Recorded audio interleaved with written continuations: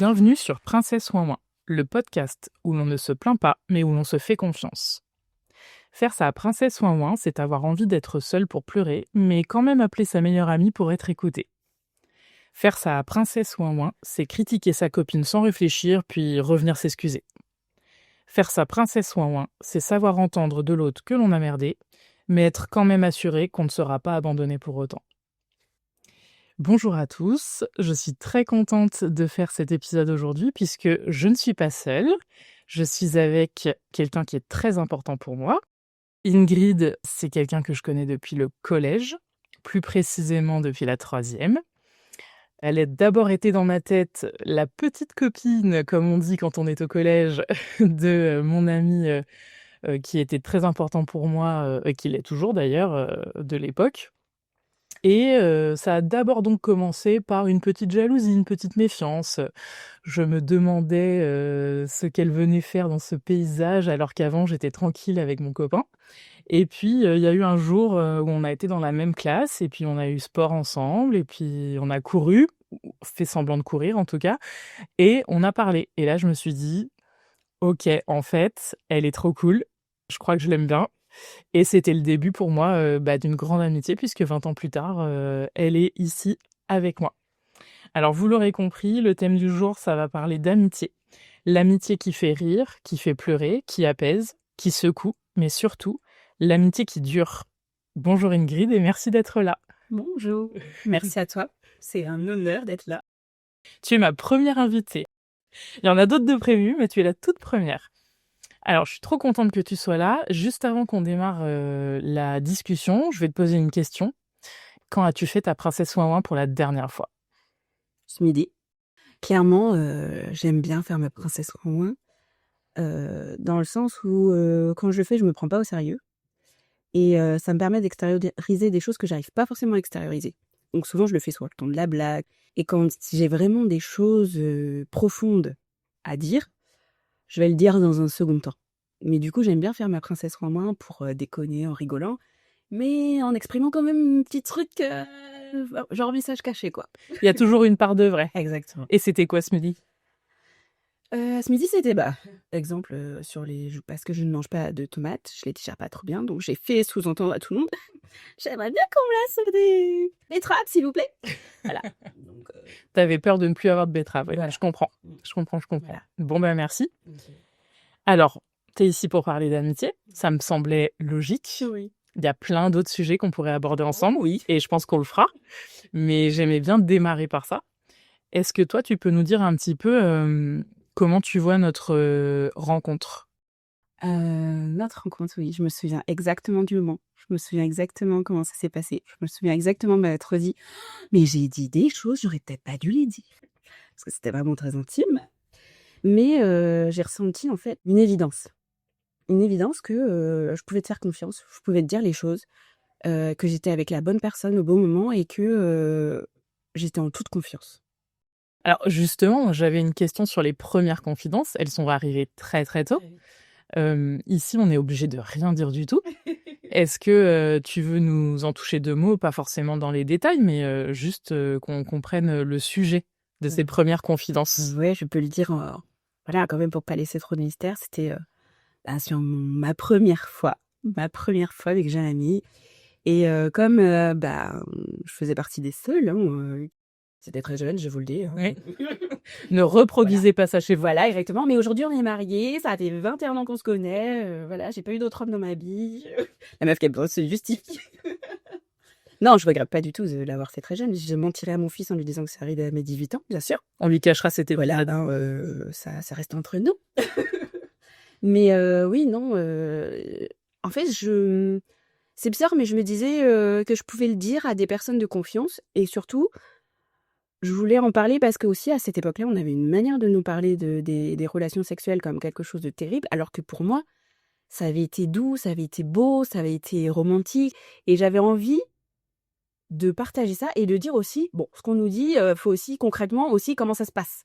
Dédramatiser Voilà, l'acte aussi. exactement. Mmh. Et je voulais que mes copines puissent savoir exactement ce que c'était, ce qu'on ressentait, ce qu'on voilà, physiquement, comment ça se passait. Parce que, les livres disent des choses, mais l'expérience dit d'autres choses. Voilà. Et c'est vrai que c'est hyper précieux à ces âges-là d'avoir des retours d'expérience et pas juste des retours théoriques C'est ça. et de se dire ok, elle l'a fait, elle n'est pas traumatisée. Effectivement, tu es encore avec. Ça veut pas dire que tu dois rester avec ton premier amour, mais juste pour dire que c'était pas l'acte d'une écervelée qui Ouais. voulait le faire à tout prix. Non, pas du tout. Voilà. Pas du tout. En plus, étant catholique pratiquante, c'était vraiment pour moi un péché, donc c'était compliqué de. T'avais besoin finalement d'en parler aussi, Oui, j'avais énormément besoin d'en de parler te parce que rassurer. c'était me rassurer, puis c'était tabou. Moi, ma mère, je l'ai caché pendant très longtemps, et quand elle l'a su, ça a été très difficile.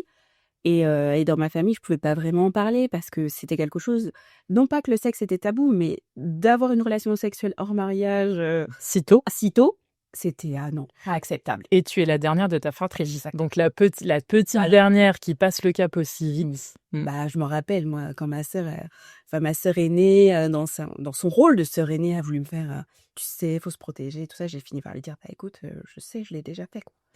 Et là, c'était dur pour elle. Je comprends.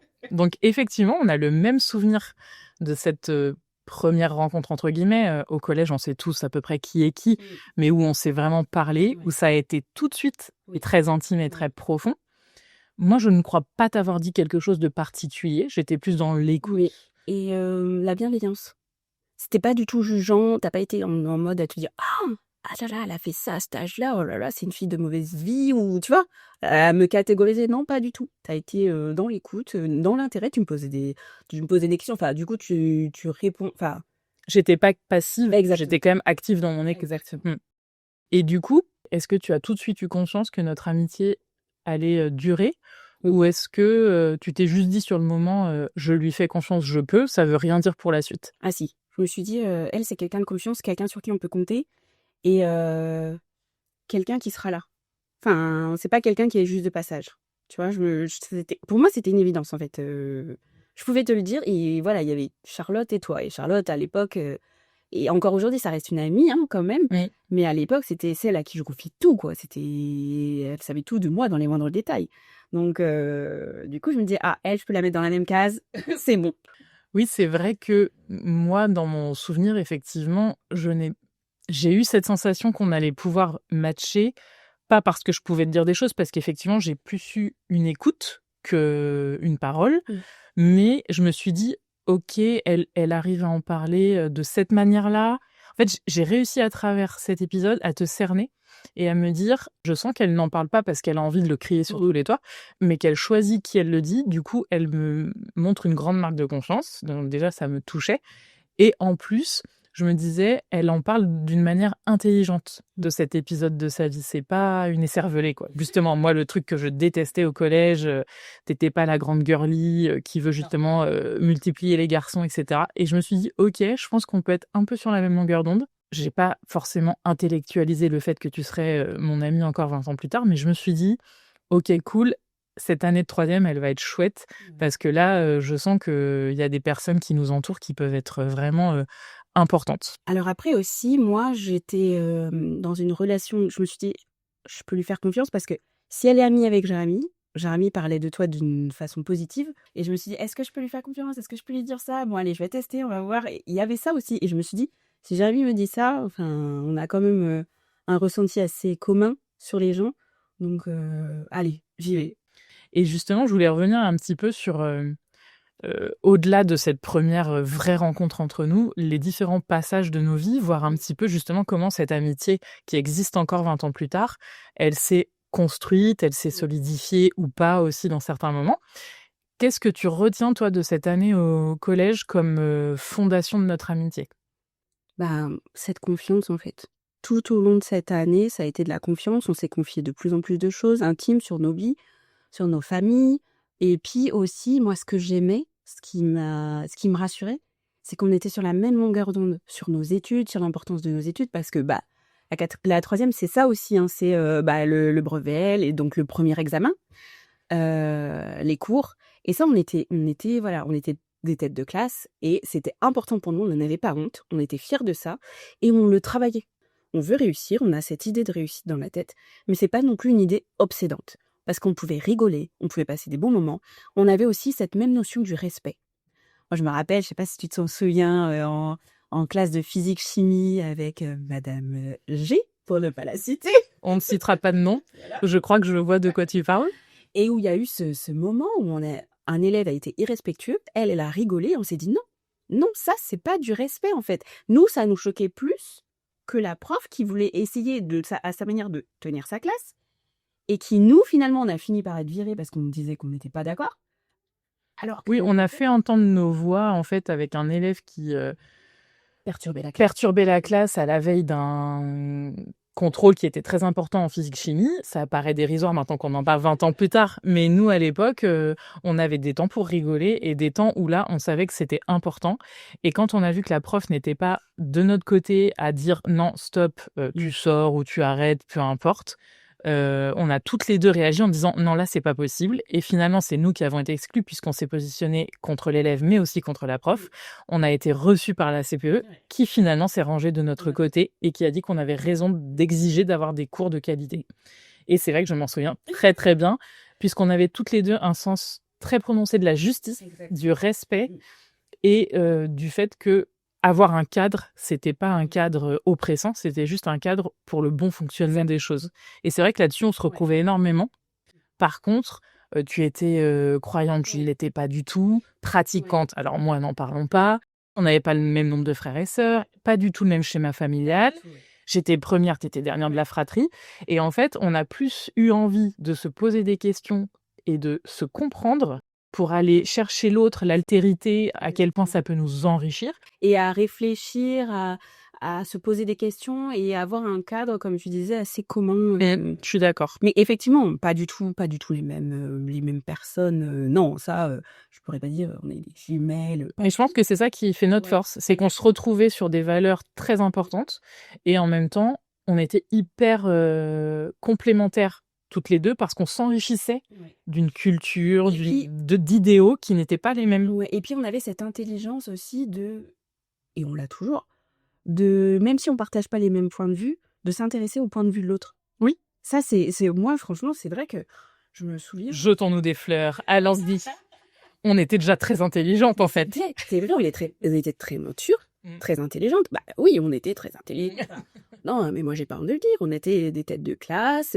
On était très matures dans nos rapports avec les autres adultes aussi, avec les adultes qui nous encadraient et avec les autres élèves. Et voilà, on était leaders aussi dans beaucoup de démarches. Moi, j'étais déléguée de classe. Toi, tu étais toujours en appui. Enfin, voilà, il y avait quand même quelque chose. C'est vrai. En tout cas, nous, ça a marché pour nous. Pour qu'on se retrouve là-dessus. Exactement. Et on se retrouvait là-dessus. Après, si on continue dans nos étapes un peu importantes, on est passé au lycée. Et pour vous dresser le contexte, au lycée, on n'a pas été dans la même classe en seconde ni en première, et on s'est retrouvés qu'en terminale. Sachant qu'on a toutes les deux fait L, littéraire, à l'époque, ça n'existe plus maintenant. Et on s'est retrouvés seulement en terminale. Comment est-ce que toi, tu dirais qu'on a réussi ou pas? Quelles ont été nos forces et nos faiblesses durant ces 3 années où on n'a pas pu être dans la même classe, partager le même quotidien, on se voyait, mais où ça n'a pas forcément été aussi fluide qu'en 3e, où vraiment on partageait les mêmes choses, les mêmes profs, les mêmes heures, tout. Alors moi, je me souviens en seconde qu'on arrivait toujours à trouver un temps pour se retrouver. Et du coup, on avait toujours un moment d'échange, de discussion. J'avais l'impression qu'on n'était pas dans la même classe, mais qu'on trouvait toujours des temps. Moi, je t'ai fait connaître Anna, toi, tu m'as fait connaître Alice. Donc, on avait quand même ces temps-là où on partageait. Donc, je me souviens qu'en seconde, j'avais presque l'impression que c'était comme au collège, en fait. Qu'il y avait une complicité quand même. En première, moins. Parce que je trouve qu'en première, déjà, moi, il y a eu des personnes dans ma vie qui ont complètement... Enfin, j'ai eu une année de première très compliquée. Avec Jérémy, ça a été très compliqué. Moi, ça a été très compliqué pour moi. Enfin, voilà. Des personnes non recommandables dans mon entourage qui m'ont complètement tourné la tête. Et puis, toi, t'as connu d'autres personnes encore. Il y a eu Adriane. Donc, du coup, toi, c'était ta première grande histoire d'amour. Donc, voilà, t'as moins de temps. Mais j'étais pas du tout frustrée. J'ai pas le souvenir d'avoir été frustrée, d'avoir manqué de temps avec toi. Si ce n'est, moi je me rappelle, si ce n'est le bac de français. Où là, moi qui étais complètement perdue, j'ai complètement foiré mon bac de français. Et je me rappelle que vous aviez des temps, vous vous retrouviez pour réviser, etc. Et ça, je l'ai un peu envié à l'époque en me disant, moi si j'avais eu un groupe comme ça au lieu d'avoir le groupe que j'avais, qui n'était pas fiable, bah, peut-être que j'aurais réussi. J'ai un peu le même sentiment que toi. En seconde, ça a été assez une continuité. Je me souviens qu'on se retrouverait le midi, à certaines heures de permanence en commun. Et ce qui, moi, me reste comme difficulté, ça a été un sentiment de trahison, quand justement tu as eu des hauts et des bas avec Jérémy. Je rentrerai pas dans les détails de vos difficultés. Moi, je rentre vraiment dans le détail de ce que moi j'ai ressenti en tant qu'amie. C'est que j'étais la confidente et de toi et de Jérémy. Et en fait, à un moment donné, vous m'avez dit, de but en blanc: «En fait, on est ensemble. On est à nouveau ensemble». Et vous me l'aviez pas dit tout de suite et je me suis sentie trahie parce que j'avais vraiment ce statut de confidente qui était ancré en moi, où je faisais le pont entre vous 2 et où j'essayais de vous comprendre tous les 2 et cetera. Et en fait, vous m'avez mis devant le fait accompli et je me suis dit: «OK, toutes ces heures à parler, ils m'ont caché l'essentiel». Donc j'ai eu vraiment une impression de trahison et cetera et je me souviens et je pense qu'en 20 ans d'amitié, c'est la période où j'ai le plus été distante avec toi et Jérémy par extension. Et pour moi, c'est la plus grosse difficulté. Ça a été de passer au-dessus de ça parce qu'on aurait pu aussi se dire: «On n'est plus dans la même classe, je veux plus en entendre parler». Et finalement, j'avais pas envie. Je sentais qu'il ne fallait pas que je t'enlève de ma vie, mais j'avais un poids en moi que je n'arrivais pas à digérer. Bah, on en avait parlé, mais je pense on avait réussi aussi à aller au-delà de ça parce qu'on s'est retrouvés dans la même classe en terminale, ce qui a fait qu'on a remis les choses à plat. Je t'avais expliqué que je voulais pas, moi, à l'époque, de parti pris. Et non, j'avais demandé à Jérémy de ne rien dire parce que je voulais que vous ayez pas à porter le poids de ce qui se passait entre nous. Mais en fait, ouais, c'était très maladroit et c'était peut-être pas la bonne chose à faire parce que au final, vous étiez là quand ça allait pas et puis quand ça allait bien, ben, on vous a mis un peu de côté.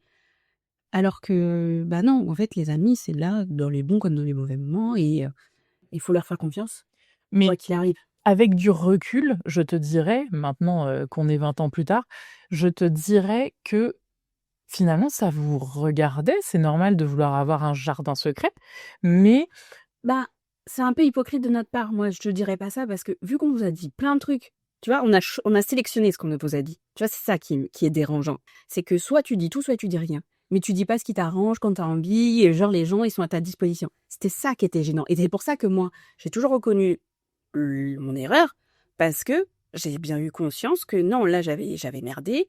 Parce que quand ça m'arrangeait, on vous disait des trucs, et puis quand ça m'arrangeait pas, bah non, allez, on les laisse, il faut pas qu'ils s'immiscent. Bah, vous étiez déjà restore, en fait. oui, puis il y a le contexte de comment vous me l'avez dit. On était en permanence devant tout le monde. Je me suis retrouvée devant le fait accompli et je me souviens avoir eu envie de pleurer.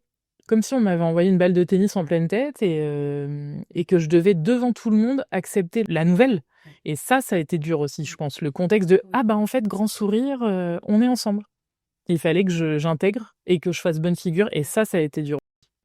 Pour dire aussi, c'est parce que cet épisode, je trouve qu'il est important, pour dire que une amitié de 20 ans n'est pas une amitié linéaire, comme toute relation humaine, et qu'il y a des hauts et des bas, il y a des maladresses, il y a des mauvais pas, et que suivant les personnalités et en quoi constitue cette maladresse, on peut passer outre, on peut se pardonner. Il faut avancer. De toute manière, pour que la relation elle dure depuis si longtemps, il faut être capable d'avancer et de se pardonner, etc. Et de se dire les choses.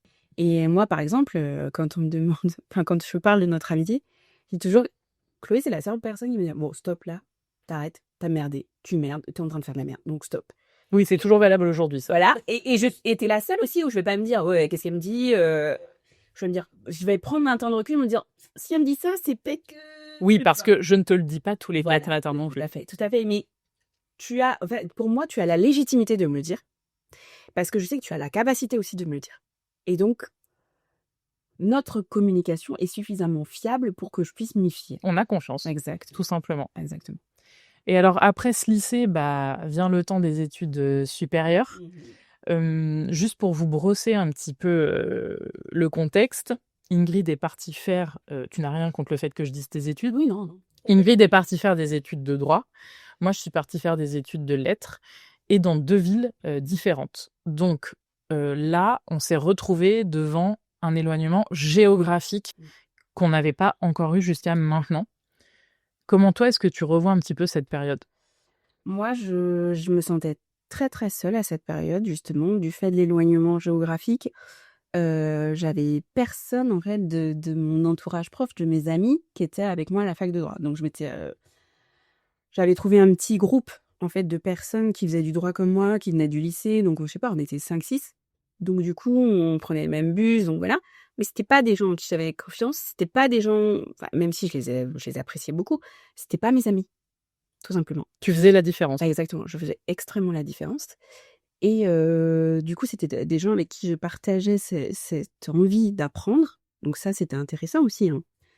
Mais où on parlait pas de trucs privés, on n'entrait pas dans les détails de nos amours et cetera, et ce n'est qu'au bout de 3 ans de licence, vraiment, où on était ensemble, qu'on a commencé avec certaines, ben, on a un peu plus dit des choses, mais c'était vraiment pas pareil. Et du coup, je me suis sentie seule. Je me disais: «Mais en fait, en terminale, finalement, d'être avec toi, d'être avec Charlotte, d'avoir ce petit groupe restreint à qui je pouvais tout dire, c'était incroyable, en fait, c'était le rêve, finalement». Sachant qu'en plus, bah, la fac, de droit étant une fac assez exigeante, il y avait beaucoup de travail. Donc c'était vraiment dur, psychologiquement, de tenir sans avoir ce noyau dur, en fait. Et du coup, nos moments où on se retrouvait étaient précieux, extrêmement précieux. Et moi, de cette période, je ressens un espèce d'éloignement, dans les faits, on n'était pas éloignés, si physiquement la semaine, mais je veux dire que j'ai un espèce d'éloignement dans le sens où forcément, on avait moins de temps ensemble Oui. qu'au lycée et donc j'avais vraiment cette impression de manque quand même, même si je pense que ça a été moins dur pour moi que pour toi, mais j'avais vraiment ce sentiment où, cette intimité que tu dis ne pas avoir trouvée, moi aussi c'était pareil, je me suis tout de suite fait, des, copines, on va dire, en licence, mais cette intimité me manquait énormément et je me suis rendu compte que c'était très précieux d'avoir des gens que tu voyais au quotidien, à qui tu pouvais dire tout ce qui te passait par la tête, tout ce qui te tracassait et qui t'aidait à avancer, qui t'aidait à digérer et là, j'en ai pris conscience de: «Ah oui, d'accord, c'est très précieux» et pour moi, ça a aussi été le déclic pour me dire: «Faut pas que je les perde». C'est-à-dire que j'avançais sans me poser de questions. Bon, bah, le lycée est terminé, je vais en licence. Mais en fait, là, ce que j'avais, c'était précieux. Il faut que je l'entretienne. Et justement, en parlant d'entretenir la relation, on a un rapport très différent Oui. au téléphone, Oui. aux nouvelles. Moi, j'ai toujours été très téléphone, très message, très je raconte les petites choses du quotidien, justement pour créer un peu de manière superficielle, artificielle, cette proximité. Et toi, Ingrid, Pas du tout, pas du tout. pas du tout. Pas J'ai du un tout. téléphone que je perds, la moitié du temps. Qui est souvent hors ligne. Oui. Tu le prends pour jouer à un jeu, tu oublies de le rallumer, Ouais. voilà et donc je trouve que ça a fait partie des difficultés dans notre, relation, à long terme. C'est de Oui. réussir à avoir des nouvelles quand même de qualité, pas trop espacées, parce que je ne te mets pas tout sur le dos, mais c'est vrai qu'on n'avait pas le même moyen, en tout cas, de communication. On ne voyait pas les choses de la même manière. Et puis moi, pendant très, très longtemps, enfin là, je fais plus d'efforts quand même depuis quelques années, mais pendant très longtemps, mon téléphone, mais vraiment, je pouvais, aller chez mes parents, l'oublier et me rendre compte au bout de 2 jours que j'avais plus de téléphone. Donc vraiment, moi, je me souviens que ma mère, une fois, elle m'a envoyé mon téléphone par la poste. Enfin, plus d'une fois, en fait, hein, plus d'une fois. Parce que, ben, pour moi, c'était un accessoire, oui, mais c'était pas ça qui me reliait au monde, en fait. Je le voyais pas comme quelque chose qui pendant très longtemps, je ne voyais pas mon téléphone comme quelque chose qui me reliait au monde, vraiment. Mais je trouve que c'est une qualité au final. C'est juste qu'effectivement, on parle d'entretenir une relation amicale sur des années Et sur la distance. et sur la distance et c'est là où, aujourd'hui, je pense ce que n'avaient pas nos parents et les générations d'avant, c'est que quand on partait quelque part, on perdait aussi facilement de vue les amis, les relations qu'on se faisait parce que l'entretenir demandait un effort colossal alors que nous, on a des moyens de communication qui permettent vraiment de créer artificiellement une proximité qui n'existe plus physiquement. Voilà, ça fait partie des difficultés. Donc, si Ouais. on pouvait donner un conseil là-dessus à ceux qui nous écoutent, Ouais. c'est vraiment de se dire que même si on n'a pas le même niveau de communication, il faut réussir à se retrouver à mi-chemin. Parce qu'en fait, ne pas partager des petites choses autres que les grandes nouvelles enlève de l'intimité, de la proximité. Ouais.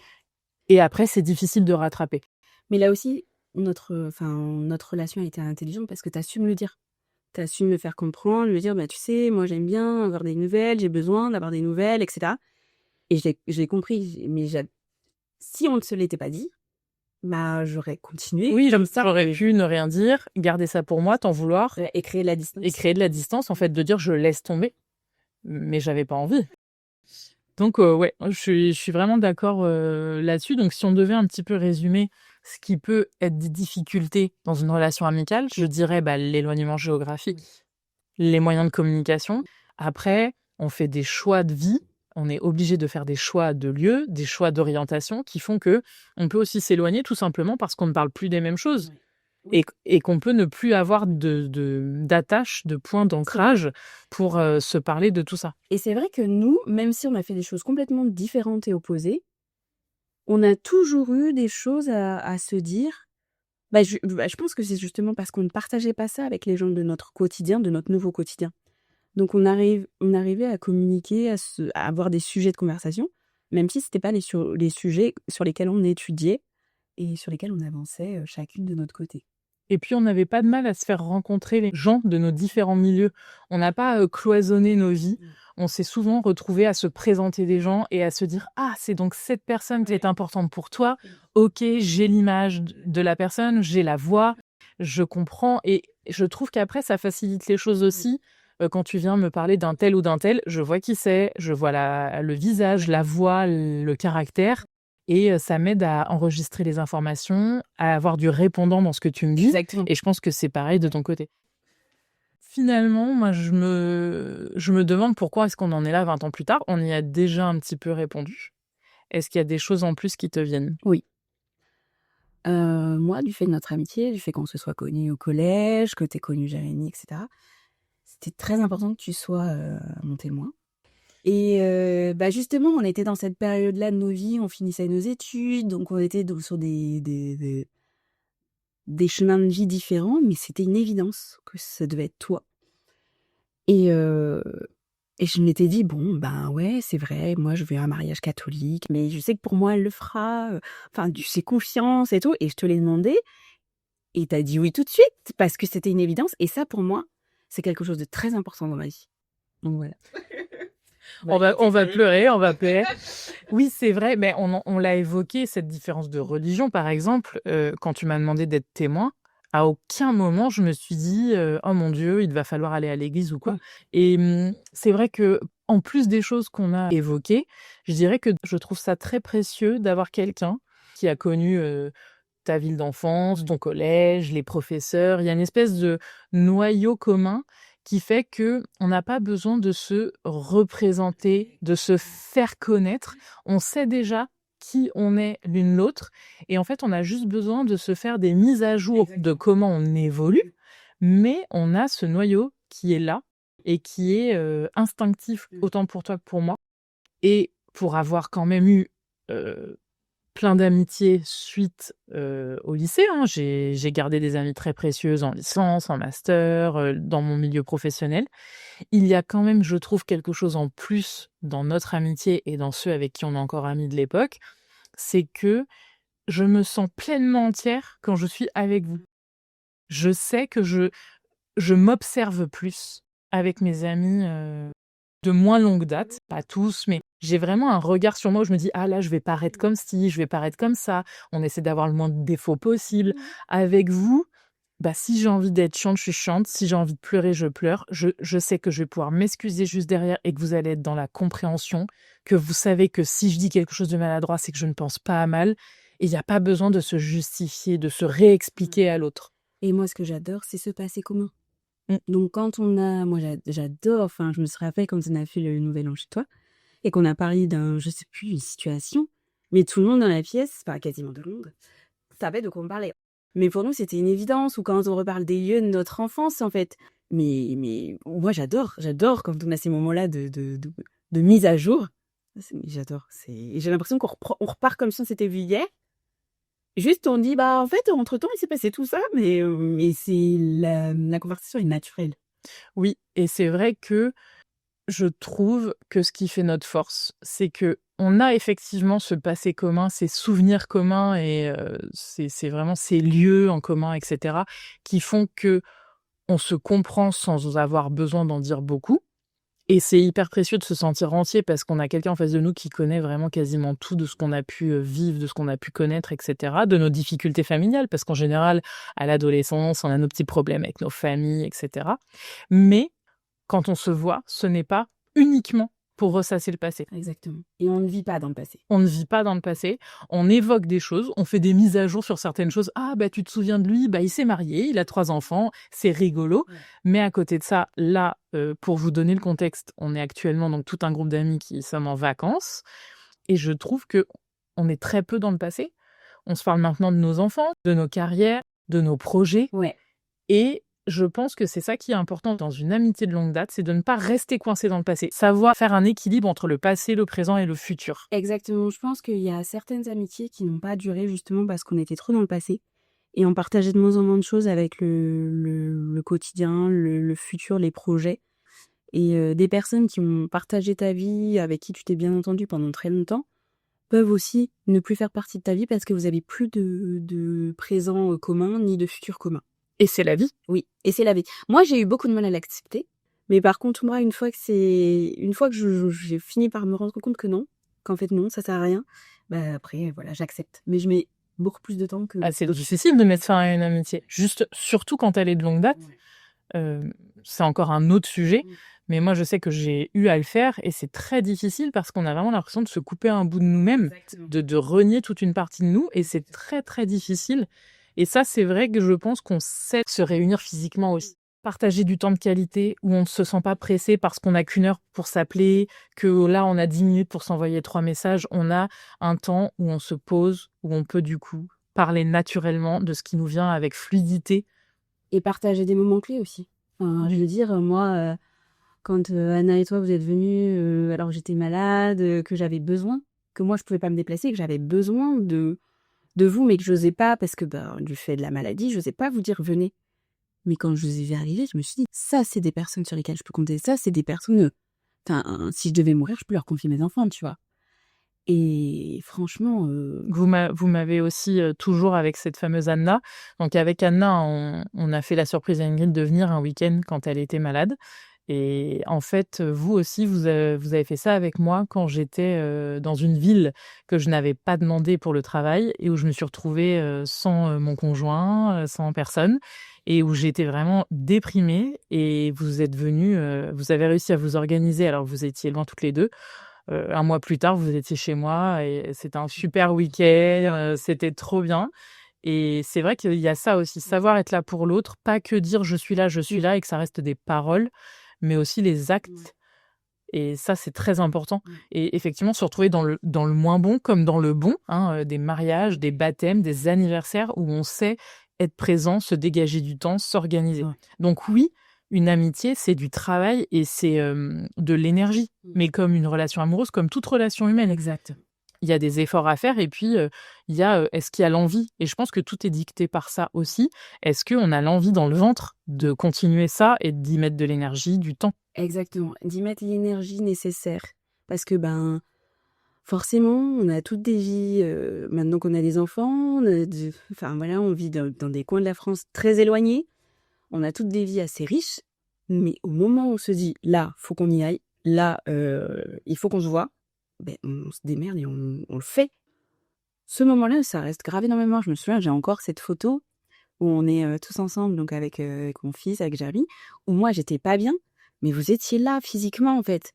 C'était pas juste on passe un moment au téléphone pour se réconforter, vous étiez là chez moi, dans cet endroit où, je vivais ma douleur, vous étiez avec moi et ça, c'est tellement précieux et je pense qu'il y a pas beaucoup de gens qui sont capables de faire ça et ça, je l'ai vu avec la maladie, mais on le voit aussi, tout au long de sa vie et moi, je pense que c'est ce qui fait aussi la force d'une amitié. Est-ce que tu dirais qu'on a eu de la chance ou que ça se travaille? Ou les 2, hein? Moi, je dirais qu'on a eu beaucoup de chance dans le sens où on s'est rencontrés très jeunes et que très jeune, on a su, entretenir cette amitié. Mais pour moi, ça se travaille parce qu'il y a beaucoup de gens qui sont entrés dans ma vie. Ni eux ni moi, on a travaillé ça. On a travaillé, ce lien pour des raisons X ou Y. Mais moi, je pense que ça se travaille et que ça demande des efforts.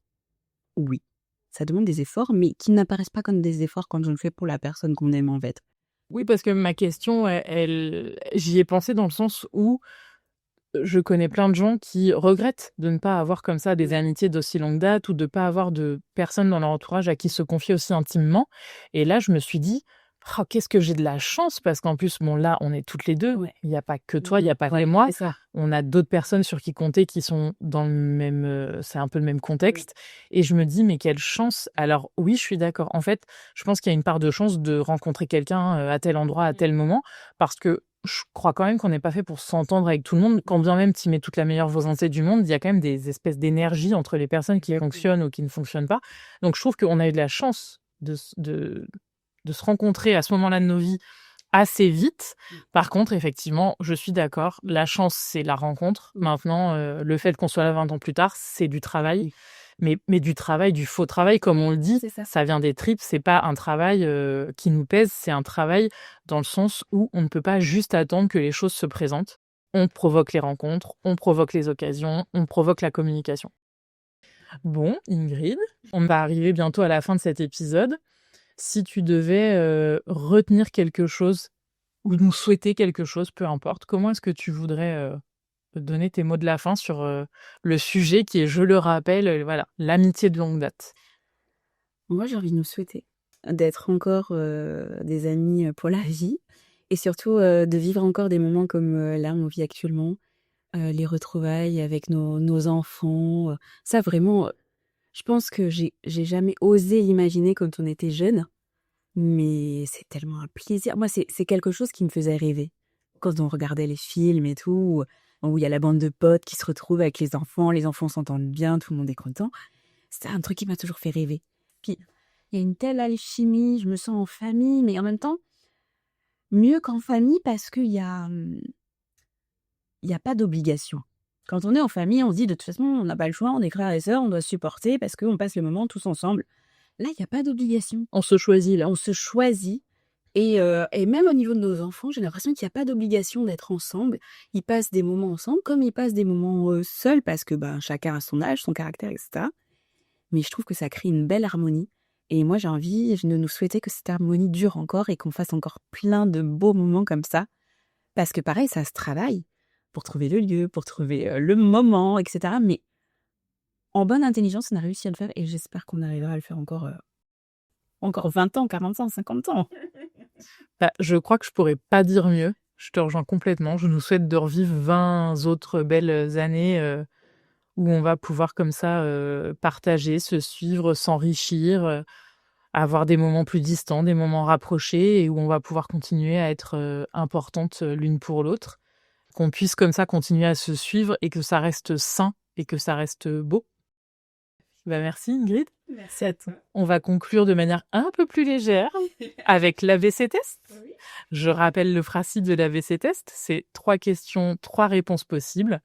J'ai fait un test autour de l'amitié, forcément, pour savoir un petit peu quel genre d'amitié, nous ressemble. Je commence par la question 1. Ton ou ta meilleure amie idéale, c'est plutôt petit A, Sam Gamgee dans Le Seigneur des Anneaux, discret, loyal, dévoué, toujours prêt à porter ton sac. Petit B, Jo March dans Les 4 filles du Docteur March, indépendante, vive, passionnée, un partage d'émotions en concentré. Petit C, Hermione Granger dans Harry Potter, attentive, fidèle et perfectionniste, toujours prête à t'envoyer un hibou à minuit. Je dois avouer que j'ai un faible pour Harry Potter, hein, c'est notre passion commune et je vais dire Hermione parce que je pense que le côté passionné, je l'ai assez pour Toulon et que porter mon sac, non, je suis une femme indépendante donc Et ben moi, même réponse que toi, hein, je dirais le petit C parce que comme toi, j'attends pas de quelqu'un qu'il soit là à mes basques tout le temps, prêt à m'aider. Je me sens assez solide pour m'aider toute seule. Et en même temps, pareil, moi le côté passion, ça me fait un peu peur parce que ça peut être des très beaux moments, comme ça peut être aussi des très grandes descentes. Ouais. Et donc je pense que là-dessus on est raccord. On verra, on aura peut-être pas le même résultat à la fin. parfait. Petit 2. Quand ton ami d'enfance te raconte une vieille anecdote. Petit A. Tu t'en souviens comme si c'était hier, même de la tenue que tu portais. Petit B. Tu revis les mêmes émotions, le même fou rire n'est pas loin. Petit C. Tu t'en souviens à peine, mais tu essaies de ne pas le montrer. J'hésite entre A et B parce que moi, j'ai une grande mémoire et surtout, quand on me parle d'un moment, je ressens encore ce que je ressentais au moment où ça s'est passé. Ben, moi, je comprends la A comme vraiment d'une mémoire totale et la B plus d'une mémoire émotionnelle. Moi, je vais plutôt me porter sur la B. J'ai tendance à avoir une mauvaise mémoire des détails, mais par contre, les émotions, elles sont intactes. Ah, moi, je revois tout, mais surtout, essentiellement, ce que j'ai ressenti. Bon, bah décidément, on répond la même chose, donc ça nous fait un petit C, un petit B. On va voir. Petit 3. Tu dirais que la distance et le temps en amitié, c'est petit A. Comme un bon vin, ça se bonifie et ça se déguste. Petit B. Une épreuve qui donne lieu à des retrouvailles intenses. Petit C. Un vrai labyrinthe. On se perd quelquefois, mais on se retrouve toujours. Petit C. Moi, j'hésite. Je dirais petit C aussi. Je pense que ça fait partie... Enfin, j'aime bien l'idée du labyrinthe parce que... Ça montre la vie, en fait. Exactement. Les détours. Exactement, et c'est indispensable parce qu'on évolue tous de manière différente, mais on est parfois, pas toujours, mais capable de se retrouver et au final, ça devient une force, en fait, ces détours. Donc c'est pour ça que j'aime bien les mal vite. Bah, je te rejoins aussi, décidément. Donc, on a 2 C, ce qui va être les C. Je vais lire ça en priorité. Je donnerai les autres pour ceux qui nous écoutent et qui n'ont pas ça comme réponse. Donc, majorité de C, tu es le fil invisible. Tu es plus flou dans les détails, mais tu ne perds jamais de vue l'essentiel. Tu t'éloignes parfois, mais quand tu reviens, le lien est intact. Tu sais que l'amitié, la vraie, résiste aux saisons. Ton super pouvoir, créer de la continuité sans mettre la pression à l'autre. Je pense que ça nous correspond assez. Je trouve qu'on a aussi cette force, de ne pas s'oppresser peut-être. Complètement. Même si j'envie des fois les amitiés intenses, mais nous, on n'est pas comme ça. Non. Alors, ceux qui ont eu une majorité de A, vous êtes les gardiens du lien. Tu es cet ami qui n'oublie jamais une date importante ni une promesse. Tu es la présence discrète mais fiable. Tu crois aux ancrages profonds et à la fidélité. Ton super pouvoir, rester là même dans le silence. C'est pas mal aussi ça. Et pour ceux qui ont une majorité de B, vous êtes l'âme vibrante. Tu vis l'amitié comme un roman passionné, avec cœur et émotion. Tu es une présence solaire qui transforme chaque retrouvaille en un moment unique. Ton super pouvoir, faire de chaque souvenir un moment inoubliable. C'est joli. C'est joli aussi. Bon, bah, je suis quand même très intéressée de savoir ce que vous avez eu. Je trouve que les 3 sont beaux. Oui. Ces 3 amitiés, enfin, ces 3 manières de vivre l'amitié différemment, mais je trouve ça vraiment chouette. Bon, Ingrid, est-ce que tu veux ajouter quelque chose ? Non, je crois qu'on a déjà dit beaucoup. Ben, moi, je te remercie beaucoup d'avoir accepté de passer au micro. Vraiment trop contente que ce soit toi, ça fait sens pour plein de choses. Et j'espère que ceux qui nous écoutent comprendront ce qu'on a voulu dire sur cette importance des amitiés, qu'elles soient longues ou pas, mais juste l'importance de trouver des gens avec qui ça match, avec qui l'intimité est possible et qui sont un appui quoi qu'il arrive, avec les hauts et les bas, parce qu'encore une fois, il n'y a pas de relation idéale. Donc j'espère que ça vous a parlé ou qu'en tout cas, ça vous a donné envie de développer comme ça des amitiés qui sont importantes. Je vous retrouve la prochaine fois pour un tout autre sujet, mais je ne vous en dis pas plus. Et merci d'avoir écouté cet épisode. À bientôt.